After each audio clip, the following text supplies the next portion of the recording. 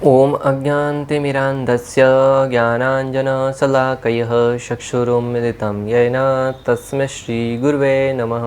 हरे कृष्णा। आज गीता श्रृंखला के सत्र क्रमांक 161 में आप सभी भक्तों का हार्दिक स्वागत है। आज हम श्रीमद् भगवद गीता के चौथे अध्याय के जो कि है दिव्य ज्ञान श्लोक क्रमांक 31 का अध्ययन करेंगे। तो आइए, श्लोक इस प्रकार है। न अयम लोको अस्ति यज्ञस्य कुतो अन्यः कुरु सतम। अर्थात हे कुरुश्रेष्ठ, भगवान श्री कृष्ण अर्जुन को कुरुश्रेष्ठ कहकर संबोधित कर रहे हैं। हे कुरुश्रेष्ठ, जब यज्ञ के बिना मनुष्य इस लोक में या इस जीवन में ही सुखपूर्वक नहीं रह सकता तो फिर अगले जन्म में कैसे रह सकता है। 24 से 29 तक यज्ञों, कौन से यज्ञ करने हैं और उस यज्ञों को किस प्रकार करना है उसकी विधि के बारे में बताया। और पिछले वाले श्लोक में 30 नंबर में उस यज्ञों को जो व्यक्ति करता है उसकी प्रशंसा करी भगवान ने और उस यज्ञ से होने वाले लाभ के बारे में बताया। उस यज्ञों को किस प्रकार सुचारू रूप से जो करता है उसको जीवन में क्या गति होती है उसके विषय में बताया। यहाँ पर अर्जुन को कह रहे हैं कि जो व्यक्ति अगर कोई यज्ञ नहीं करता है तो वो अगर यज्ञ नहीं करते हुए इस भौतिक जगत में भी सुखी नहीं रह पाता। अभी तक हमने पढ़ा कि अगर कोई यज्ञ नहीं करता है तो जगत में सुखी नहीं रह पाता। आज का मानव दुखी है अनेक प्रकार की चिंताओं से, कष्टों से, दुखों से। उसका एक कारण है भगवान को भूलकर अपने स्वयं की इंद्रियों को तुष्ट करने के लिए कार्य कर रहा है।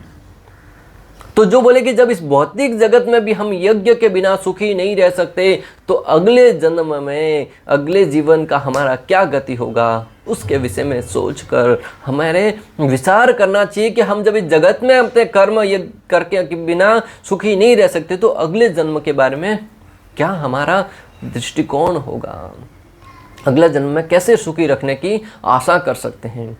आज जो व्यक्ति दुखों से, अनेक प्रकार के कष्टों से जब अपने आप को हताश कर देता है, उनका सामना नहीं कर पाता है, तब आत्महत्या कर लेता है। आत्महत्या जैसा जघन्य अपराध करता है। सोचता है कि मैं इन दुखों से भाग जाऊं। भागना किसी कार्य का समाधान नहीं है, किसी दुख का समाधान भागना नहीं हो सकता भक्तों। अरे जब कोई युद्ध क्षेत्र से भागकर घर पे आके सुरक्षित तो बच जाता है, परंतु संपूर्ण गांव की, संपूर्ण देश की अपयश का सामना करना पड़ता है। उनके कठिन शब्दों का, कठोर शब्दों का, जो उस सामने वाले विद्रोही के तलवार से भी बहुत ही खूंखार होते हैं, उनका सामना करना पड़ता है। भक्तों, मैं आपको जो बताना चाहता हूं, जब एक युद्ध क्षेत्र से पलायन कर जाता है, युद्ध क्षेत्र से भाग जाता है तो उसको इतनी अप्रशंसा सुननी पड़ती है, इतने कटु वचन सुनने पड़ते हैं। तो फिर जो व्यक्ति अपने कर्तव्य परायण से भागकर भगवान को धाम में जाने का प्रयास करता है, भगवान के समय वो कैसा निर्लज्ज खड़ा पाएगा कि मैंने इतना सुंदर मानव शरीर दिया था तुझे, 2 हाथ थे, 2 पांव थे, इतना सुंदर स्वादिष्ट और बहुत ही हष्ट-पुष्ट शरीर प्रदान किया था। मात्र किसी ने कुछ कह दिया, मात्र जीवन में कुछ भोग करने के लिए धन नहीं प्राप्त हो रहा था, तुमने आत्महत्या कर लिया। आज आप देखिए आत्महत्या का ट्रेंड चल रहा है भक्तों। आए दिन अनेक जगह पर अनेक प्रकार के आत्महत्याओं जैसे घिनौने अपराध हो रहे हैं। और अभी तो एक नया ट्रेंड चालू हुआ है, कोई भी आत्महत्या से पहले अपना वीडियो बनाकर पोस्ट करता है कि मैं आत्महत्या क्यों कर रहा हूँ, मुझे इतने दुख दिए इसलिए मैं आत्महत्या कर रहा हूँ। उसके अनुसार दूसरे को सजा तो मिल जाएगी, परंतु भक्तों आत्महत्या करना किसी का समाधान नहीं है। जब तुमको वीडियो बनाने का इतना, उसको कष्ट देने के लिए तुम्हें इतना साहस आता है तो थोड़ा साहस और करके थोड़ा पुलिस चौकी में जाकर कंप्लेन क्यों नहीं लिखवा देते। यहाँ कोई जिससे साथ तुम्हारा नहीं जम रहा उसको छोड़ के नया जीवन प्रारंभ करो। जरूरी थोड़ा ही है कि उसी के साथ जन्म लिया है तो उसके साथ हम मरेंगे, उसके साथ संपूर्ण जीवन यापन करना है। जो वस्तुएं आपको अपने जीवन में सहायता प्रदान नहीं करती उनको त्याग कर नया जीवन प्रारंभ करना चाहिए, बल्कि आत्महत्या जीवन में कभी नहीं करना चाहिए भक्तों। भगवान श्री कृष्ण ने अर्जुन को यही सिखाया। बोले अभी तक कौरवों के साथ जीते आ रहे थे, नहीं जम रहा, उनके साथ छोड़ो और अपना स्वयं का राज्य स्थापित करके जनता के ऊपर शासन करो। अर्जुन स्वयं कह रहा था मैं हताश हो रहा हूं, मैं निराश हो रहा हूं, मैं यहां से युद्ध क्षेत्र से भाग जाऊंगा। उसको भी मन में आत्महत्या करने का भाव आया था। एक दृष्टि से देखा जाए युद्ध क्षेत्र से पलायन करना अर्थात आत्महत्या करना। मैं सन्यासी की बात ही जीवन निर्वाह कर लूंगा, क्यों भगोड़ा बन के जिएगा भाई। जब तुम्हारा स्वयं का वर्चस्व है, शक्ति है, सामर्थ्य है, फिर तुम भगोड़ा बन के क्यों जीना पसंद करते हो। क्यों अपने इस भौतिक जगत के अनेक प्रकार की जिम्मेदारियों से भागने का प्रयास करते हो? आए दिन अनेक लोग यहाँ से भाग गए, वहाँ से भाग गए, ये कर दिया, वो कर दिया। क्यों हो रहा है? क्योंकि हम अपनी जिम्मेदारी नहीं पहचान पा रहे हैं। और जब तक भगवद गीता को नहीं पढ़ेंगे, हमें अपनी वास्तविकता के बारे में ज्ञान नहीं हो पाता है और हम आए दिन गलत कदम उठाने के लिए विवश होते हैं।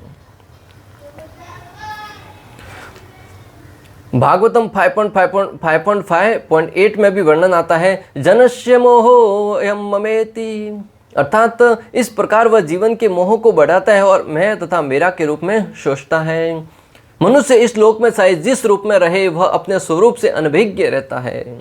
मनुष्य भले इस जगत में जिस रूप में रहे, वो अपने वास्तविक स्वरूप से अनभिज्ञ रहता है, अर्थात अपने भौतिक शरीर को ही मैं मानकर इससे संबंधित कार्य करता है। जब व्यक्ति अपनी वास्तविक स्थिति को भूलकर किसी और स्थिति में ढलकर उसके अनुसार कार्य करने का प्रारंभ कर देता है, तब उसके दुख कार्य है वो प्रारंभ हो जाते हैं। हमारा वास्तविक स्वभाव क्या है, मैं कौन हूँ, कहाँ से आया हूँ, क्या करना है, जीवन का उद्देश्य क्या है, मृत्यु के उपरांत कहाँ जाना है, कोई पता नहीं है। खाओ पियो ऐश करो, आहार निद्रा भय मैथुन, मात्र बस, और कुछ नहीं। जब व्यक्ति अपनी स्वयं की स्थिति को भूलकर तथाकथित स्थिति के अनुसार कार्य करने लगता है, तो स्वाभाविक है कि उसके जीवन में दुख आएंगे, संकट आएंगे, कष्ट आएंगे और उनका सामना करने के लिए उसके पास साहस नहीं होगा। उस अवस्था में वो निश्चित रूप से गलत कार्य पर निकल पड़ेगा, आत्महत्या जैसा जघन्य अपराध करने के लिए निकल पड़ेगा। भागवतम में भी इसका उल्लेख आया है भक्तों, जब व्यक्ति मैं और मेरा की भावना में डूब जाता है, तब व्यक्ति अपनी वास्तविक स्थिति को भूल जाता है और क्या करना है क्या नहीं करना है इसका निर्णय नहीं ले पाता है।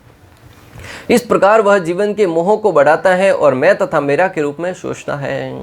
जब मैं और मेरा तक ही व्यक्ति सीमित रहता है, तब अनेक प्रकार के मोहों में पड़ता है और अनेक प्रकार के मोहों को बढ़ाता है और वही मोह उसके कर्म बंधन के कारण बनते हैं। ब्रह्मा जी ने 5 प्रकार की अविद्या का निर्माण किया है। 5 प्रकार की अविद्या, 5 प्रकार के मोहों का निर्माण किया ब्रह्मा जी ने। कौन कौन से हैं? तमः, मोह, महामोह, तमिश्र और अंधतमिश्र।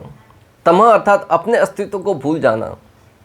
पहला है तमः, अपने अस्तित्व को ही भूल जाना, मैं कौन हूँ, हु एम आई। दूसरा है मोह, अपने आप को शरीर मानना। पहला है तमः, अपने आप को भूल जाना, और दूसरा है मोह। दूसरी गलती ये कर दी कि अपने आप को शरीर मान जाना। पहला तो मैं आत्मा हूँ वो तो भूल गए, और दूसरा कि मैं शरीर हूँ, अपनी पहचान शरीर से करने लगी, ये मोह है। तीसरा है महामोह, शरीर से संबंधित वस्तुओं को अपना मानना। तीसरा है महामोह, मोह से एक कदम ऊपर कि शरीर से संबंधित जो भी वस्तुएं हैं, परिवार है, घर है, गाड़ी है, बंगले हैं, ये सब मेरा है, इसको अपना मानना, ये तीसरा मोह है। चौथा है तमिश्र, भोग के लिए लालायित रहना। चौथा है तमिश्र। पहला क्या था, मैं कौन हूँ वो भूल गया। दूसरा मैं शरीर हूँ, शरीर से पहचान कर लेता। तीसरा शरीर से संबंधित जो वस्तु हैं उनको अपना मानना। और चौथा है उन वस्तुओं का जिसको अपना माना था उनका भोग करना प्रारंभ करना। गाड़ी है, चला के जाएंगे घूमने, अनेक प्रकार के आनंद लेने के लिए। परिवार है, परिवार में अनेक प्रकार की क्रियाएं करते हैं और भोग करने का प्रयास करते हैं। 5वां है अंधतमिश्र, हाय हाय मैं भोग नहीं कर पा रहा हूँ। सबसे महान मोह है अंधतमिश्र, मैं भोग नहीं कर पा रहा हूँ। बहुत सारा धन कमा लिया, रुपया पैसा गाड़ी बंगला, परंतु उसका भोग नहीं कर पा रहे हैं। बहुत सारा धन है, पूरा दिन स्वीट मिठाई है वगैरह अनेक प्रकार के स्वादिष्ट व्यंजन खा सकते हैं, परंतु दुर्भाग्य की बात डायबिटीज हो गया। डॉक्टर ने कहा है कि भुने हुए सने ही खाइए, मिठाई नहीं खा सकते। लोग जाते हैं उसके घर पे शादी ब्याह में, सब लोग बड़े बड़े व्यंजन खाते हैं, वो एक कोने में बैठकर कुछ तो सने खा रहा होता है। क्यों खा रहा है भाई? डॉक्टर ने मना किया। क्या फ़ायदा इतना धन कमाने का? कमा लिया, मैं भोग नहीं कर पाऊँ, रो रहा हूँ भी। ये है जीवन की स्थिति भक्तों। ये 5 प्रकार के मोहों में पढ़कर ही मनुष्य अपने जीवन को बर्बाद कर रहा है। तमह, मोह, महामोह, तमिश्र और अंधतमिश्र, ये जीवन का चक्र है। अगर तत्व से जानने का प्रयास करेंगे तो जब इन मोहों से कोई व्यक्ति ऊपर उठेगा, तब वो अपने जीवन के वास्तविक उद्देश्य को जान पाएगा। और मोह से ऊपर उठने का तरीका क्या है? हरे कृष्णा कृष्ण कृष्ण हरे हरे, हरे राम राम राम हरे हरे। जब कोई व्यक्ति प्रेम पूर्वक भगवान के नाम का भजन करेगा, तब भगवान उसको बुद्धि प्रदान करेंगे। तेषां सततयुक्तानां भजतां प्रीतिपूर्वकं ददामि बुद्धि योगम तम येन माम उपयान्ति ते। भगवान कहते हैं जब कोई प्रेम पूर्वक मेरे नाम का जप करेगा, भजताम प्रीति पूर्वकम, कोई प्रेम पूर्वक मेरे नाम का भजन करेगा, तब ददामि बुद्धि योगम तम, मैं उसको बुद्धि प्रदान करूंगा। उस अवस्था में वो जान पाएगा कि वो कौन है, उसका वास्तविक स्वरूप क्या है और उसके सगे संबंधी कौन है, वो भोग करने का तरीका क्या होना चाहिए, जीवन का उद्देश्य क्या होना चाहिए। जब ये भगवत गीता रूपी ज्ञान अर्जित करेगा तभी जीवन में उतार पाएगा। अर्जुन ने भगवान श्री कृष्ण को एकमात्र अपना आराध्य मानकर जब शरण ग्रहण करी, तब वो भगवत गीता के ज्ञान को समझ पाया। कुरुक्षेत्र में असंख्य मात्रा में योद्धा खड़े थे, परंतु एकमात्र अर्जुन ही भगवान का शिष्य क्यों बना? क्योंकि वो भगवान का भक्त था, उसने जिज्ञासा करी थी। बाकी सब उस भगवत गीता का लाभ नहीं ले पाए। अगर लेते तो वो भी अर्जुन की भांति मुक्त हो जाते। अज्ञान ही पापपूर्ण जीवन का कारण है। जो अज्ञान है वही हमारे पापपूर्ण जीवन का कारण है। लोग आए दिन अनेक प्रकार के अपराध कर रहे हैं, कारण अज्ञान। उन पापों को करने से क्या फल मिलेगा? यहाँ ये गलत है, सही है, पहली बात तो यही लोगों को पता नहीं है सही क्या है, गलत क्या है। आए दिन अनेक प्रकार के गलत कार्य करते हैं, फिर उसको सही सिद्ध करने के लिए अनेक प्रकार की और अपराध करने चालू कर देते हैं। ये सही है, ये गलत है, ये सही है। कोई किसी को मालूम नहीं कि सही और गलत की परिभाषा क्या है। जब तक शास्त्रों के आधार पर हम नहीं जांचेंगे कि सही क्या है और गलत क्या है, तब तक अनेक प्रकार की त्रुटियां करते रहेंगे। पापपूर्ण जीवन ही इस भौतिक जगत में अस्तित्व का कारण है और पापपूर्ण जीवन है वही हमारा इस भौतिक जगत में रहने का। अगर हम यहाँ पर आए हैं, माया में फंसे हुए हैं, तो हमारा पापपूर्ण जीवन है वही इसका मुख्य कारण है। मनुष्य जीवन ही वह द्वार है जिससे होकर इस भवबंधन से बाहर निकला जा सकता है। मनुष्य जीवन ही वह द्वार है जिससे द्वारा हम इस भवबंधन से मुक्त होकर भगवान के धाम में जाने का अपना मार्ग है, रास्ता है, वो बना सकते हैं। स्वयं भगवान श्री कृष्ण भगवद गीता 15.3 और 4 में कहते हैं, क्या कहते हैं? न रूपमस्य तथोपलभ्यते नान्तो न साधेन संप्रतिष्ठा अश्वत्थमेनं सुविरूढमूलम् असङ्गशस्त्रेण दृढेन सेत्वा ततः पदं तत्परिमार्गितव्यं यस्मिन् गता न निवर्तन्ति भूय तमेव साध्यं पुरुषं प्रपद्ये यतः प्रवृत्ति प्रसता पुराणी। भगवान कहते हैं कि इस वृक्ष के वास्तविक स्वरूप का अनुभव इस जगत में नहीं किया जा सकता। कोई भी नहीं समझ सकता कि इसका आदि कहाँ है, अंत कहाँ है या इसका आधार कहाँ है। लेकिन मनुष्य को चाहिए कि इस दृढ़ मूल वाले वृक्ष को विरक्ति के शस्त्र से काट दे। ये जो वृक्ष है ग्रंथियों का, उसको विरक्ति के शस्त्र द्वारा काट देना, यह इस श्लोकों का सिद्धांत है भक्तों। तत्पश्चात उसे ऐसे स्थान की खोज करनी चाहिए जहां जाकर लौटना न पड़े और जहां उस भगवान की शरण ग्रहण कर ली जाए जिसे अनादिकाल से प्रत्येक वस्तु का सूत्रपात तथा विस्तार होता आया है। ये जब व्यक्ति अपने विरक्ति द्वारा इस अनेक प्रकार के कर्मों की ग्रंथियों को काट देगा विरक्ति के द्वारा, उसके उपरांत उसको ये निश्चय करना चाहिए कि मुझे जाना कहाँ है। इस स्थान को छोड़कर आगे का मालूम तो होना चाहिए कहाँ जाना है। एक घर खाली करते हैं, किराए का मकान खाली करते हैं, दूसरा पहले लेके तो रखते हैं। यहाँ सारे टोपले बाहर रख दिए, सारा बर्तन सामान बाहर रख दिया, फिर ढूंढने निकलेंगे कि दूसरा घर ढूंढने। ये बुद्धिमानी होगी? नहीं। जैसे ही खाली करें उससे पहले हमें दूसरा घर ढूंढना होगा। तो इसी प्रकार जब हम विरक्ति के शस्त्र द्वारा काटे, उससे पहले हमें शास्त्रों द्वारा ज्ञात तो होना चाहिए कि मेरे उद्देश्य क्या है, जाना कहाँ है। जब मालूम होगा कि हमारा जाने का रास्ता परम धाम भगवान श्री कृष्ण का धाम है, जहाँ पर किसी प्रकार का कोई दुख और कष्ट नहीं है, उस अवस्था में व्यक्ति उससे विरक्ति द्वारा काट देगा। और भक्तों, साधारण सी बात है, जिस व्यक्ति को पता है कि मैंने दूसरा घर ले लिया है भाड़े पे या खुद का परमानेंट घर ले लिया है खरीद कर, वह व्यक्ति बहुत आश्वस्त होता है। उस मकान मालिक के पास जाकर तुरंत कहेगा कि मुझे ये घर भाड़े पे अभी नहीं चाहिए, तुम और तुम्हारा घर। अगर सामने हमारा खुद का ठिकाना नहीं है रहने का, तो स्वाभाविक है वो छोड़कर जाने का मन नहीं करेगा। मनुष्य जन्म बहुत दुर्लभ है। मनुष्य का जन्म है वो भक्तों बहुत दुर्लभ है। इसलिए तो यहाँ पे कहा गया कि जो मनुष्य जन्म मिला है उसे अपनी महत्वता को जानकर इस आत्म साक्षात्कार के मार्ग द्वारा भगवान के धाम में जाने का रास्ता है वो आगे अख्तियार करना चाहिए। मनुष्य जन्म बहुत दुर्लभ है, इसके विषय में भक्ति विनोद ठाकुर है वो प्रार्थना करते हुए वैष्णव गीत में लिखते हैं, दुर्लभ मानव जीवन प्राप्त करने के बाद भी मैंने भगवान श्री कृष्ण की आराधना नहीं की, मैं इस दुखद कथा को किससे कहूँ। भक्ति विनोद ठाकुर भगवान से प्रार्थना करते हुए कहते हैं कि हे भगवान, मैंने मनुष्य जन्म मिलने के उपरांत भी भगवान श्री कृष्ण की आराधना नहीं करी, मैं इस दुखद अवस्था को किससे कहूँ। इसलिए आपसे ही कह रहा हूँ, जगत के लोगों को कहेंगे वो नहीं सुनेंगे, नहीं समझ पाएंगे, इसलिए वो भगवान की व्यथा है, वो भगवान से ही कह रहे हैं। आगे कहते हैं, मैंने अपना समय सांसारिक कार्यकलापों में व्यर्थ ही गवा दिया तथा किंचित भी लाभ प्राप्त नहीं किया। भक्तों, बहुत बड़ा निर्देश देने जा रहे हैं कि मैंने इस संसार में सांसारिक कार्यकलापों में व्यर्थ ही मेरा समय है वो गवा दिया, किंचित भी लाभ प्राप्त नहीं किया। अगर हम सोचते हैं कि धन कमा रहे हैं, लाभ हो रहा है, वो वास्तविक लाभ नहीं है, वो आपके अधोगति का कारण बनेगा। इसलिए समय निकालकर इन्वेस्ट करते जाइए। कहाँ? कृष्ण भावनामृत में। जो समय वहाँ पर निवेश करेंगे वो आपको आगे चल के काम आएगा। जैसे लोग LIC में अनेक प्रकार के जीवन बीमाओं में अपना धन है वो पूंजी निवेश करते हैं ताकि बुढ़ापे में काम आ सकें, इसी प्रकार अगले जन्म में हमारे वह काम आएगा। कृष्ण भक्ति। वास्तव में भौतिक जंजाल में अधिकाधिक फंसता गया। इस भौतिक संसार से जो धन प्राप्त करता गया उससे मैं वास्तव में और अधिक जंजालों में फंसता ही गया। यह भौतिक जगत इंद्रिय जालिक है, इस भ्रम से आसक्त होने के कारण मैं व्यर्थ ही अपना समय गंवा रहा था।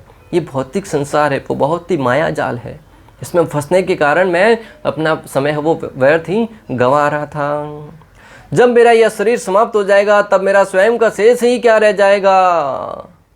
भक्तों, बहुत बड़ी बात बोलने जा रहे हैं, ध्यान से सुनिएगा। जब ये मेरा शरीर समाप्त हो जाएगा तब मेरा स्वयं का क्या शेष रह जाएगा। इस शरीर से संबंधित सारे के सारे रिश्ते, नाते, गाड़ी, बंगले, घर बार, ये सारा का सारा धरा का धरा तुरंत यहीं पड़ा रहेगा।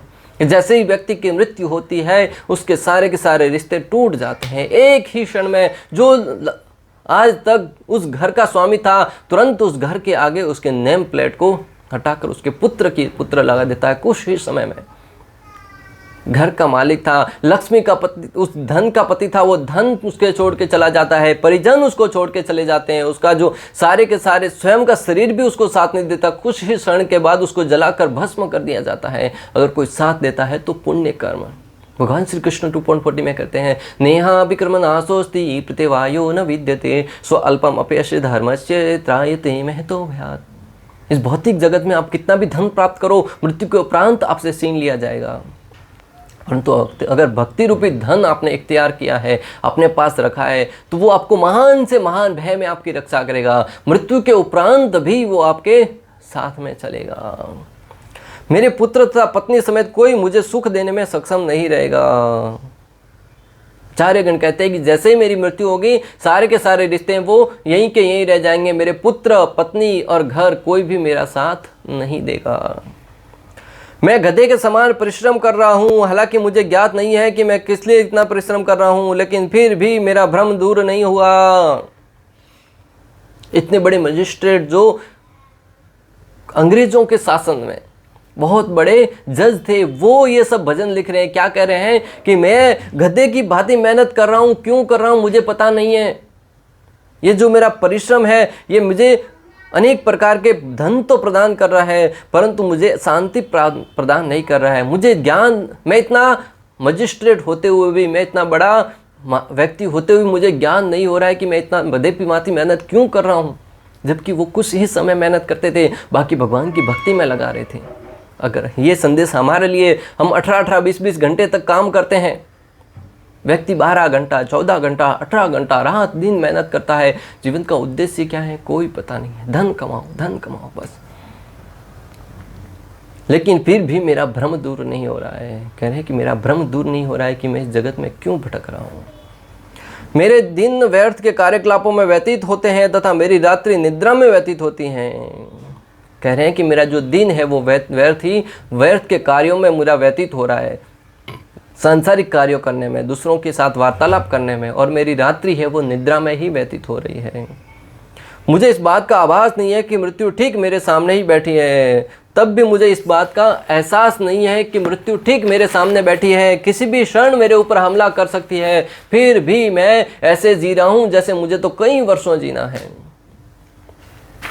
मैं स्वादिष्ट भोजन ग्रहण करता हूँ, मनोहर वस्तुओं को देखता हूँ तथा मैं आकर्षक कपड़े पहनता हूँ। इस प्रकार मैं निश्चिंत रहता हूँ। मैं कदापि विचार नहीं करता कि किसी भी समय मुझे यह शरीर छोड़ना पड़ सकता है।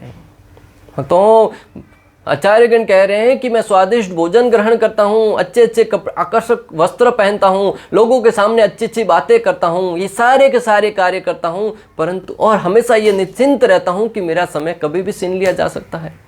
जीते तो ऐसे जैसे मृत्यु कभी नहीं आएगी, दूसरों को मृत्यु के मुंह में प्रवेश करते हुए देख भी रहे हैं, फिर भी ऐसे जीते हैं जैसे हमारी मृत्यु कभी नहीं आने वाली।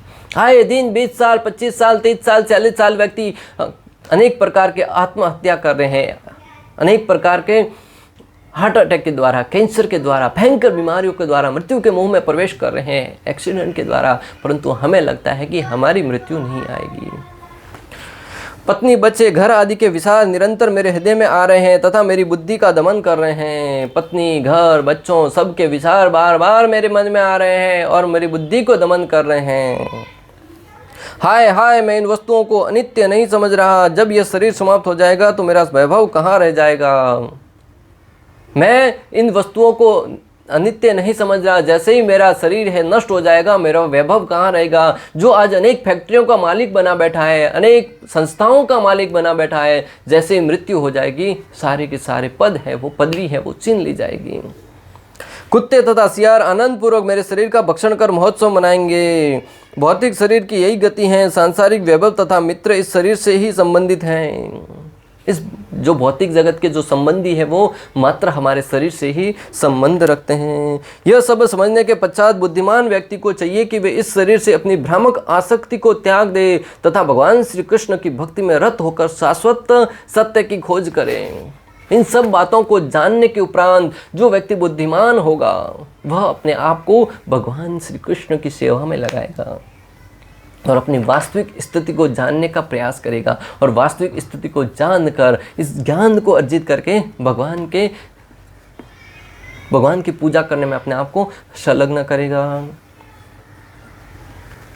वेद हमें धर्म, अर्थ, काम तथा मोक्ष का मार्ग दिखलाकर बाहर निकलने का अवसर प्रदान करते हैं। वेदों में भगवान ने समस्त ज्ञान प्रदान किया है जो हमें धर्म, अर्थ, काम और मोक्ष ये समस्त प्रकार के कार्य मार्गदर्शन करते हुए भगवान के धाम में जाने के बारे में ज्ञान प्रदान करते हैं। धर्म या ऊपर संस्तुत अनेक प्रकार के यज्ञ हमारी आर्थिक समस्याओं को स्वतः हल कर देंगे। अगर कोई आपकी आर्थिक समस्या बनी हुई है, जीवन में धन प्राप्त करने की सारी समस्याएं जो यज्ञ बताए गए हैं या वेदों द्वारा जो धर्म, अर्थ, काम, मोक्ष का सिद्धांत बताया गया है, अगर उसके अनुसार अपना जीवन निर्वाह करेंगे तो आर्थिक वस्तुएं स्वतः ही आपके पास आएगी। युधिष्ठिर महाराज है, पांडव है, अनेक प्रकार के प्रहलाद महाराज है, ध्रुव महाराज है, वो मात्र भगवान पर आश्रित थे, भगवान की भक्ति करी और अपने कर्तव्य पलायन में हमेशा, कर्तव्य पारण में हमेशा आगे रहे और भगवान ने उनको समस्त प्रकार के धन दौलत से परिपूर्ण कर दिया। स्वयं श्री कृष्ण भगवद गीता में कहते भी हैं कि जो तुम्हारे पास है मैं उसकी रक्षा करूंगा और जो तुम्हारे पास आवश्यक वस्तु तुम्हें चाहिए वो मैं तुम्हें प्रदान करूंगा। जब इतना बड़ा आश्वासन देने के उपरांत भी अगर हम भगवान की बात पर विश्वास नहीं करेंगे तो भगवान को दोष देने का क्या फायदा। हाँ, ये दिन हम दोष देते हैं, भगवान मेरे साथ ऐसा क्यों किया, भगवान मेरे से ऐसा क्यों छीन लिया तुमने। अरे भगवान ने नहीं छीना, तुम्हारे कर्मों ने छीना है तुमसे। भगवान ने तो कहा है कि मेरी शरण में आ जाओ, समस्त धर्मों का त्याग करके और अपना कर्म करते हुए मेरी पूजा करो, मैं तुम्हें समस्त पापों से मुक्त कर दूंगा। जो तुम्हारे पास है उसकी रक्षा करूंगा, जो तुम्हारे पास नहीं है वो तुम्हें प्रदान करूंगा। परंतु हमारी श्रद्धा में कहीं ना कहीं खोट है, हम तो इस बात को विश्वास कर ही नहीं पाते और भगवान को समर्पित अपने आप को नहीं कर पाते। अरे जैसे मंदिर में प्रवेश करते हैं, आप चप्पल बाहर रखें, पूरा ध्यान चप्पल के ऊपर लगा रहता है, क्या चेतना लगाओगे भगवान में। कई मंदिरों में ऐसा नियम बन गया है कि वहां पे अंदर प्रवेश करने के पहले अपना मोबाइल है वो बाहर जमा कर लेते हैं। जब तक अंदर घूम के घंटों लाइन में घूमकर बाहर नहीं आते तब तक हमारी चेतना मोबाइल में लगी रहती है। कहाँ भगवान में चेतना लगाते बैठोगे भक्तों। जब हमारी चेतना उस मोबाइल में लगी हुई है और जा रहे हैं भगवान के दर्शन करने, क्या हमारा ध्यान भगवान में लग पा रहा है? अभी क्या व्हाट्सएप आया होगा, अभी क्या इंटरनेट पे घटा होगा, अभी क्या क्रिकेट में हुआ होगा, पूरा दिन वही चिंतन चल रहा होता है। मात्र शारीरिक रूप से तो हम भगवान के मंदिर में हैं, परंतु हमारा मन तो मोबाइल में लगा हुआ है। तो हम ध्यान तो कर रहे हैं परंतु मोबाइल का, और मोबाइल का ध्यान करोगे तो अंतमति सो गति, क्या परिणाम होगा आप स्वयं कल्पना कर सकते हैं। जनसंख्या में वृद्धि होने पर भी यज्ञ संपन्न करने से हमें प्रचुर भोजन, दूध इत्यादि मिलता रहेगा। जनसंख्या में कितना ही वृद्धि क्यों ना आ जाए, परंतु अगर हमारा यज्ञ करने का तरीका सही है तो निश्चित रूप से हमें प्रचुर मात्रा में दूध, दही, घी, धन, धान्य सब कुछ प्राप्त होगा और कोई भी व्यक्ति भूखा नहीं रहेगा। जब शरीर की आवश्यकता पूर्ण होती रहती है तो इंद्रियों को तुष्ट करने की बारी आती है। अतः वेदों में नियमित इंद्रिय तृप्ति के लिए भी पवित्र विवाह का विधान है। जब इंद्रियां तुष्ट होती हैं, तो जब हमारी आवश्यकता पूर्ण होती है तो स्वाभाविक है इंद्रियों को तुष्ट करने की भी मन में जिज्ञासा उत्पन्न होती है। और हमारे वेदों में अनेक प्रकार के विवाह विधान के द्वारा इंद्रियों को तुष्ट करने का भी विधान है। उसके अनुसार हम वैदिक सभ्यता के अनुसार जीवन यापन करते हुए आत्म साक्षात्कार को प्राप्त कर सकते हैं। इस प्रकार मनुष्य भौतिक बंधन से क्रमशः छूटकर उच्च पद की ओर अग्रसर होता है और मुक्त जीवन की पूर्णता परमेश्वर का सानिध्य प्राप्त करता है। इस प्रकार व्यक्ति धीरे धीरे भगवान श्री कृष्ण के सानिध्य प्राप्त करता हुआ भगवान की भक्ति में लगकर अपने जीवन की परिपूर्णता को प्राप्त कर सकता है। इस प्रकार श्लोक क्रमांक 31 का भक्ति वेदांत तात्पर्य पूर्ण हुआ। अंत तक हमारे साथ बने रहने के लिए आप सभी का हृदयपूर्वक, प्रेम पूर्वक बहुत बहुत धन्यवाद। श्रीला प्रभुपाद की जय, श्री श्री राधा गोपीनाथ भगवान की जय, श्रीमद् भगवद गीता की जय। हरे कृष्णा कृष्ण कृष्ण हरे हरे, हरे राम राम